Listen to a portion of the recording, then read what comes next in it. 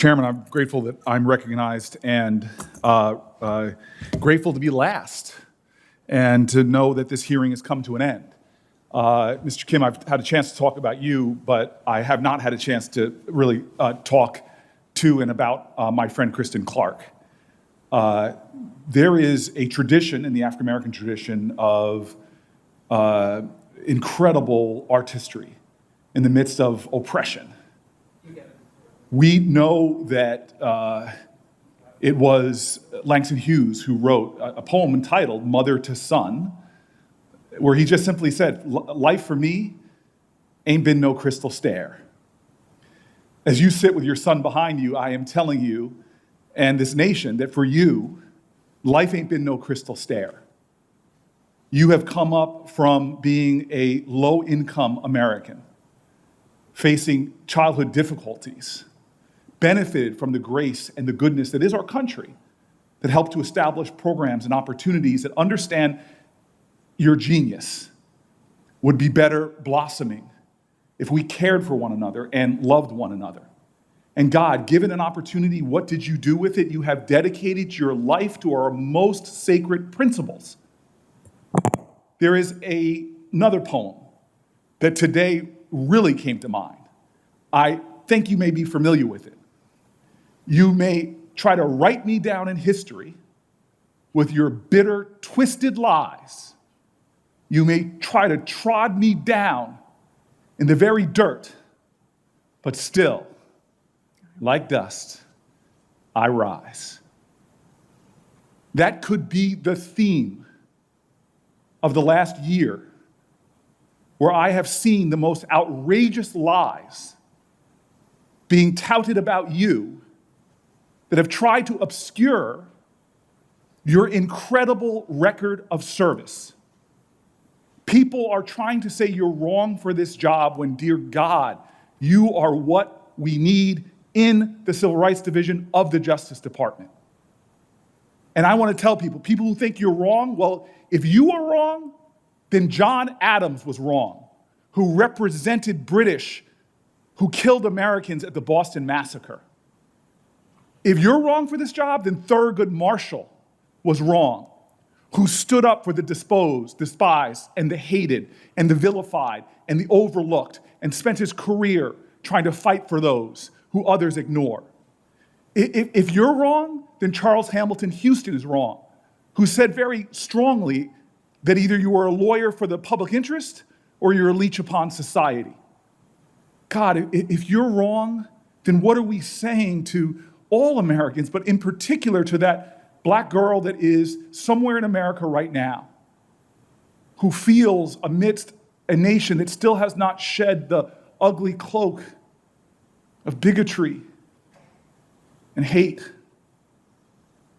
that God, she can have an America where people every day are fighting for her, hear her, that see her. Today is a proud day for our country because one of its incredible women is ascending to a position where she will get to serve.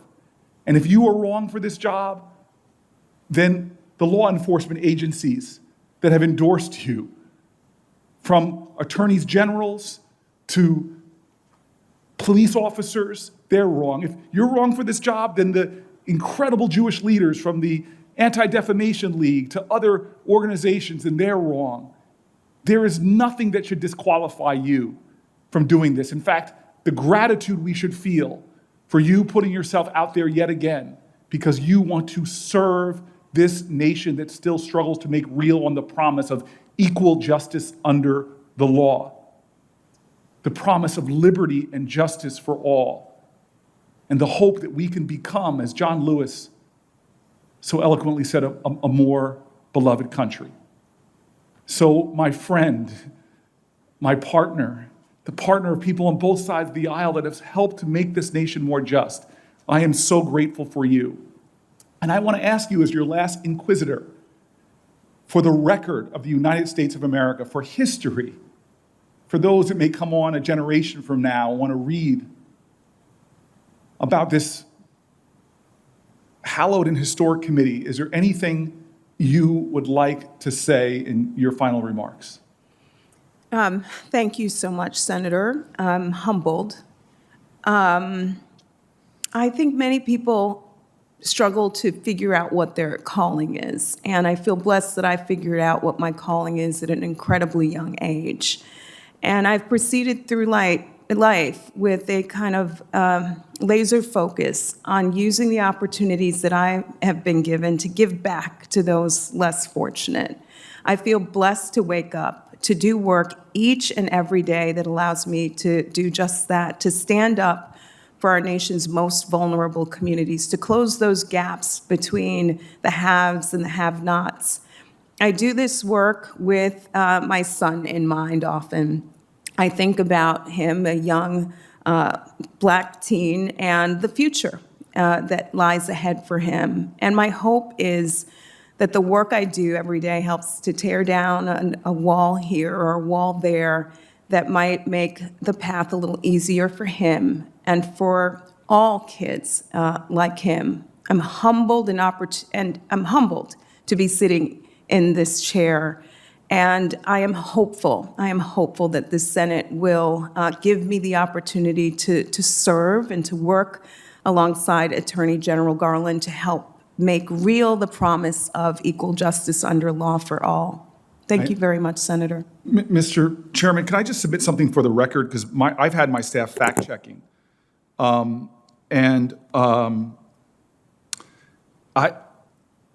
It was stated that Vanita Gupta and Attorney General Holder have stated that the shooting of Darren Wilson was justified, or Darren Wilson was justified in shooting Michael Brown, excuse me. We have been able to find no such statements from Vanita Gupta and from former Attorney General Holder.